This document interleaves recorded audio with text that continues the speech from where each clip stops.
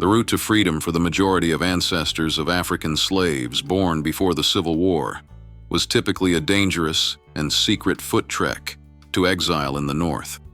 As a fur trapper, James Beckwourth followed the path that led him from the plantation to the American West and the Rocky Mountains, where he eventually joined the Crow Indians as an adopted member.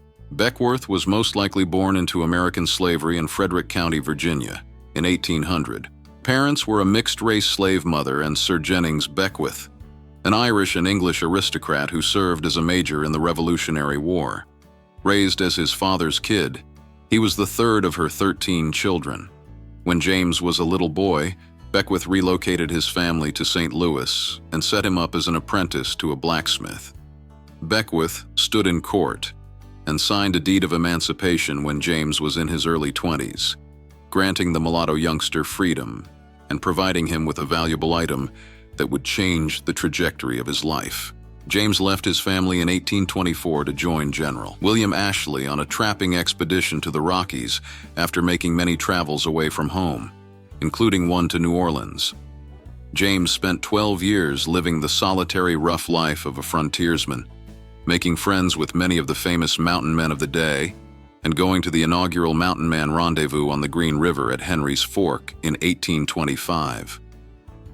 A lot of information regarding Beckwourth's life comes from an autobiography he dictated while living in the California gold fields between 1854 and 1855.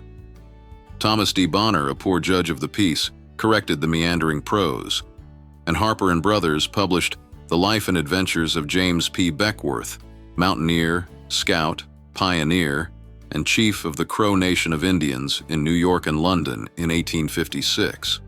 In 1860, a French edition was released. Some historians, who were openly biased against a mongrel of mixed ancestry, dismissively rejected his eyewitness involvement in 19th century American history. But Beckwourth's autobiography does a good job of capturing life in the frontier West.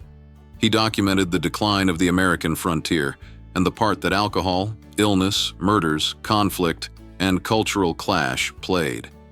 He saw the gold rush in California, the emergence and collapse of fur trapping, and the culture of the Crow Indians. He also describes how, in 1851, he led the first wagon train of immigrants on the Beckwourth Path from the vicinity of Reno, Nevada, to Marysville, California, after constructing a path across the Sierra Nevadas in 1850 to 1851.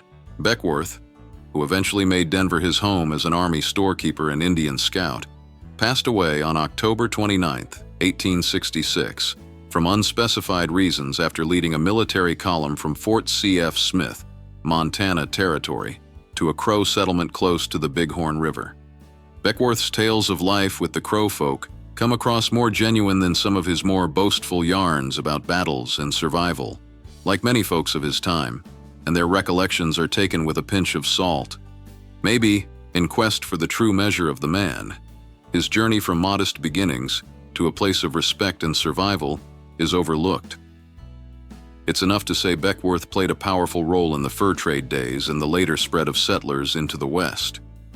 Few men of his day roamed as far or saw as much of the history that built the West.